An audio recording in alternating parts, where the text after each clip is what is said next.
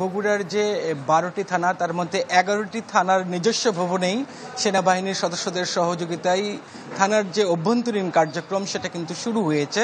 শুধুমাত্র বগুড়া সদর উপজেলার সদর যে থানাটা, সেই থানা ভবনটা আসলে সম্পূর্ণভাবে ক্ষতিগ্রস্ত হওয়ায় সেখানে কার্যক্রম শুরু করা যায়নি। তবে সেনাবাহিনীর সদস্যদের সহযোগিতায় বগুড়া গোয়েন্দা পুলিশের যে কার্যালয় আছে সেই কার্যালয়ে বগুড়া সদর থানার কার্যক্রম শুরু হয়েছে। যারা আমরা যেটা দেখতে পাচ্ছি যে এরই মধ্যে প্রায় অনেক পুলিশ সদস্যই তারা কিন্তু কাজে যোগদান করেছেন। বগুড়া সদর থানার ওসির সাথে আমার কথা হচ্ছিল, তারা বলছেন যে থানার অভ্যন্তরীণ যে সমস্ত কার্যক্রম সেই সমস্ত কার্যক্রম তারা এরই মধ্যে শুরু করেছেন। তবে এখন পর্যন্ত বাহিরের যে টহল সেই টহল কিন্তু শুরু করা সম্ভব হয়নি। তবে যারা ট্রাফিক পুলিশের দায়িত্বে ছিলেন তাদের মধ্যে গতকাল থেকেই কিন্তু আমরা বেশ কিছু ট্রাফিক সদস্যদেরকে বগুড়ার বিভিন্ন রাস্তায় টহল দিতে দেখেছি।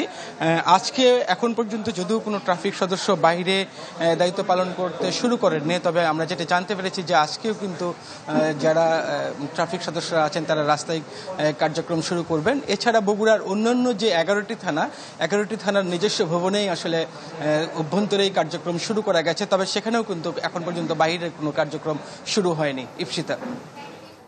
ফরহাদ, ধন্যবাদ আপনাকে। রংপুরে রাস্তায় নেমেছেন ট্রাফিক সদস্যরা। এ নিয়ে আরো খবর জানাতে সেখান থেকে যুক্ত হচ্ছেন ফখরুল শাহিন। ফখরুল, যদি চাও টেস্ট স্বাদ হট টমেটো সস বেস্ট। স্বাদ হট টমেটো সস এখন নতুন স্বাদে।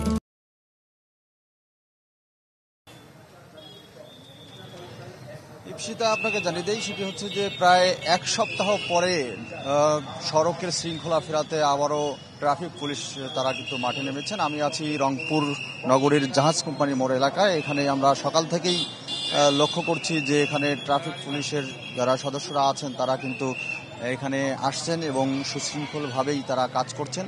শুধু জাহাজ কোম্পানি মোড় নয়, নগরীর যে গুরুত্বপূর্ণ মোড়গুলো আছে বলা চলে সবগুলো মোড়েই কিন্তু ট্রাফিক পুলিশের সদস্যরা কিন্তু আছেন। এবং আমরা পুলিশের সঙ্গে কথা বলেছি, ডিআইজি রংপুর রেঞ্জের ডিআইজির সঙ্গে কথা বলেছি। তিনি আমাদেরকে জানিয়েছেন শুধু রংপুর জেলা নয়, রংপুর বিভাগের যে অন্যান্য জেলাগুলো আছে সেই সব জেলাতেও কিন্তু ট্রাফিক পুলিশের সদস্যরা কিন্তু তারা মাঠে নেমেছেন।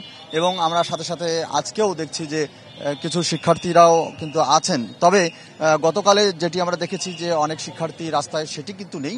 কিছু শিক্ষার্থী আছে এবং ট্রাফিক পুলিশের সদস্যরাও আছে। এবং সবচেয়ে বড় বিষয় হচ্ছে যে নগরবাসী কিন্তু এটিকে আসলে খুব ভালোভাবে নিয়েছেন এবং তারা সাধুবাদ জানাচ্ছেন পুলিশকে। তো এই ছিল এখানকার সর্বশেষ।